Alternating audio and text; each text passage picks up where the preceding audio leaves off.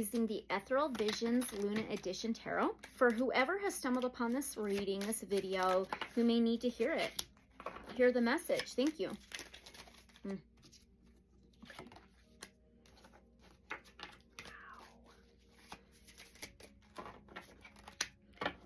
The first card is a Major Arcana. So starting off the reading with the Major Arcana, important, big energy, the main focus, okay? It is the number 3 of the Major Arcanas. It's the Empress. So number 3 could be significant. 3 is about flow, teamwork, contracts, commitment, team effort, almost like community, maiden, mother, crone, life, death, rebirth, cooperation, okay? The Empress, though, is Earth energy, Taurus, Virgo, Capricorn energy. It is Earth. This card can represent Mother Earth and Gaia, okay?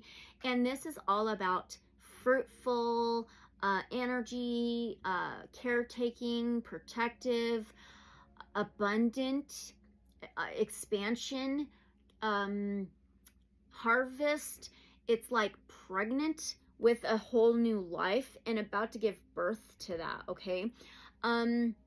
These remind me of like moon phases almost, or the planets. This reminds me of planetary alignment, okay? And we are in the middle of an eclipse season. We have the partial lunar eclipse and then the annular solar eclipse.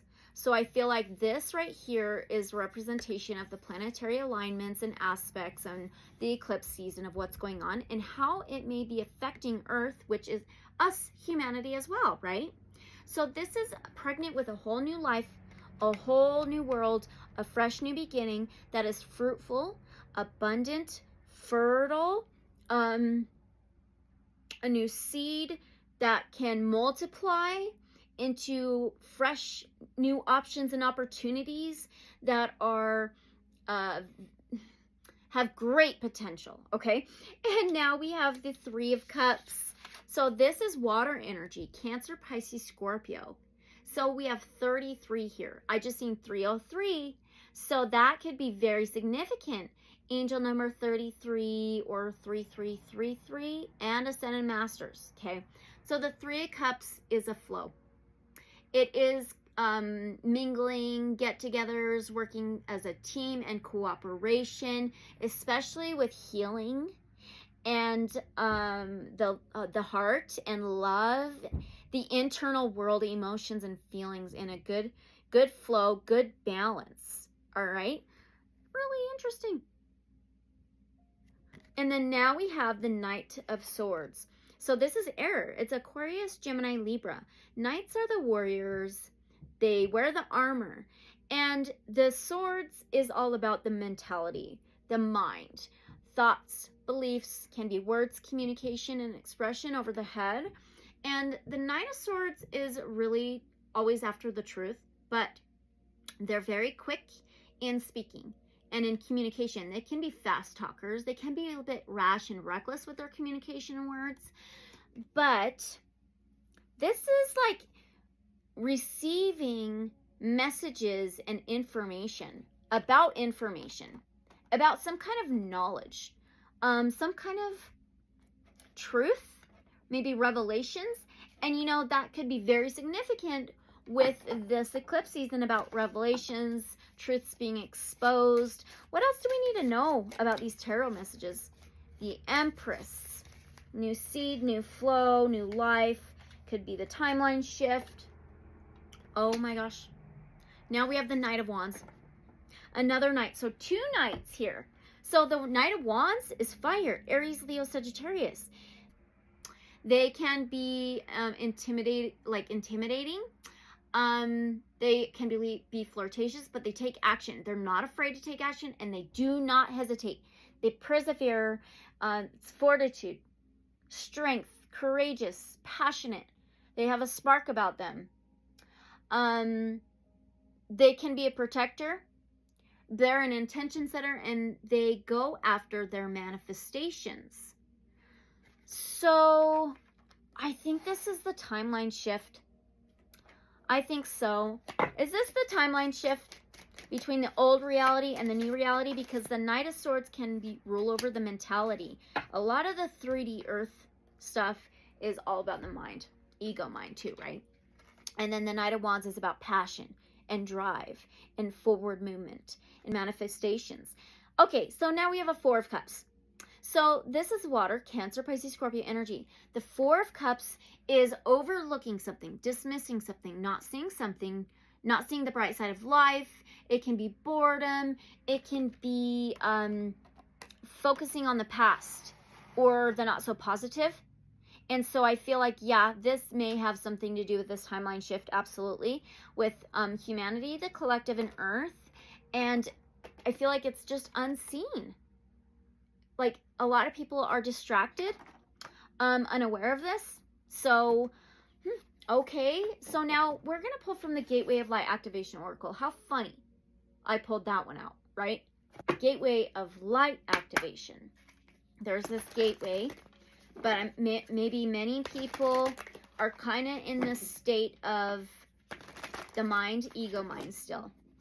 And then a lot of people, it's either the ego mind or it's either forward movement and passion and manifesting. So, yeah, I think it's one or the other. The old earth, old paradigm, or the new earth, new paradigm. So what do we need to know about the tarot messages? Confirmation, please. We have Lemurian seed codes. We are talking about the new earth. This is new Lemuria. Okay? Oh my gosh, which is peaceful and abundant and fruitful. We have the earth card, Mother Earth card, okay? And in flow, okay? So now, the Lemurian seed codes. Seeds is something new and fresh. This Lemurian seed codes. This reminds me of how we are receiving the information. A lot are unaware of it. So we have embracing sensitivity, uniqueness, and living with grace. This is so different. Okay. So we have page 103. So 103 could be a 13. 13th major arcana in the tarot is the death card, which represents a death, rebirth, and cycles and changes. And then 13 can be a 4. Fourth house is about stability, home, family, structure, some good foundation. Lemuria was a civilization that was in the middle of the Pacific Ocean in ancient times. The inhabitants of this sacred land lived in complete harmony with nature and had a connection with every living being, similar to the movie Avatar. Their inner vision was fully activated to the point where it is thought that their pineal gland was fully developed and they could see for hundreds of miles in every direction in a similar way to the sonar dolphins of Wales.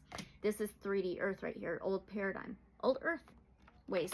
The majority operated from their heart space, honoring one another in nature, so much so that when their civilization came to an end through a cataclysmic event, most likely the plates of the earth shifting, causing volcanic eruptions and a tsunami, most of them ascended. It is said that these highly attuned beings knew that their civilization would end and decided to send healing waves into another part of the world for future civilizations to benefit from. They telepathically channeled their frequencies into a thought form that would become crystals that would be found thousands, possibly millions of years later. These Lemurian seeds are a type of quartz crystal mostly found in Brazil and Colombia. They are powerful crystals with striations similar to barcodes engraved on their faces. They have a feminine receptive energy that is said to help us step into a more feminine way of being in order to help the evolution of the species. Here we go, confirmation, okay? Visualize yourself on an island surrounded by pale blue waters, living in harmony with all living beings.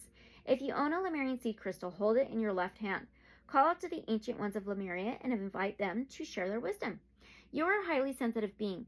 You might feel that this is a curse, but this card is here to let you know that it is a gift. It indicates that you have spent lifetimes upon lifetimes living with a giant shield up, knights, armor, okay?